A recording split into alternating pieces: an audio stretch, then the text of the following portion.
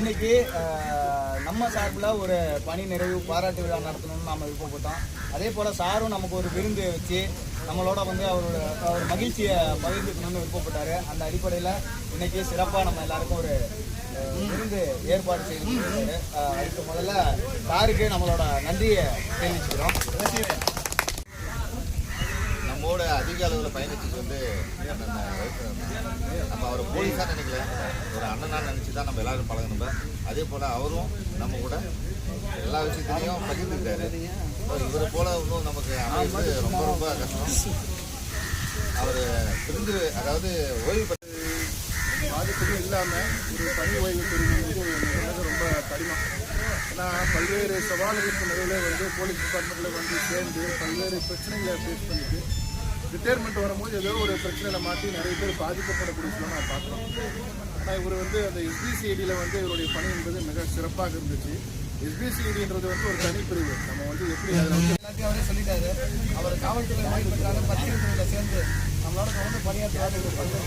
அண்ணனுக்கு இந்த நேரத்தில் வாழ்த்துக்களை தெரிவிச்சுக்கணும்.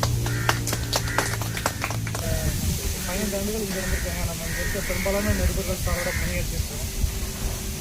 நம்ம கலெக்டர் அலுவலகம் கூட எல்லா இடத்துலையும் சார் நமக்கு நிறைய தகவல்கள் அவங்க காவல்துறையில் அவங்களுக்கு தெரிவிக்க, அவங்க எல்லைக்குட்பட்டு எவ்வளோ தெரிவிக்கணுமோ நமக்கு முடிஞ்சளவுக்கு நம்ம இணக்கமாக இருப்போம்.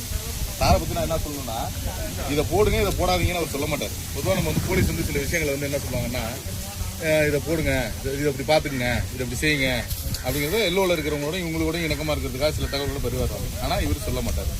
என்ன இருந்தாலும் உங்கள் வேலையை நீங்கள் செய்யுங்க, எங்கள் வேலையை நாங்கள் செய்கிறோம். கொஞ்சம் ரொம்பவே தாமதமாகிடுச்சு.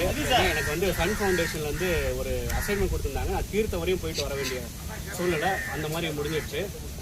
ரவி அண்ணனை பற்றி சொல்லணும்னா, நான் இதுக்கு முன்னே லோக்கல் சேனலில் இருந்தேன். அதுக்கப்புறம் 2 சேட்டலைட் சேனலுக்கு மாறினேன். அவரோட நம்பர் நான் சேவ் பண்ணல ஆக்சுவலாக. ஆனால் என்னோட நம்பர் அவர் சேவ் பண்ணி வச்சுருந்துருக்காரு. ஒரு எமர்ஜென்சிக்காக ஒரு இடத்துல நான் வந்து அவரை கூப்பிடும்போது அவர் நம்பர் சேவ் பண்ணியிருக்காரோ. வணக்கம். சார் எப்படி நம்ம கூட வேலை செஞ்சார்ன்றது எல்லாருமே தெரியும். நாளைக்கு என்னென்னா எல்லாரும் இருக்கிறத விட எனக்கு ரொம்ப இருக்கும். எனக்கு ஒரு கை உடஞ்ச மாதிரி எந்த நியூஸ் இருந்தாலும் இருந்தால் சரி டக்குன்னு நைட்டில் ஒரு எமர்ஜென்சி தோளோட தோல் விடுற மாதிரி எல்லா விஷயத்தையும் எல்லாமே பகிர்ந்துக்க மாட்டோம். அவர் வந்து அதை தாண்டி எங்கிட்ட எல்லா விஷயத்தையும் பகிர்ந்துருவார். அதனால் வந்து அவர் இல்லாத என்னென்னா அவருடைய ஒரு கிட்டத்தட்ட ஒரு அவர் குடும்ப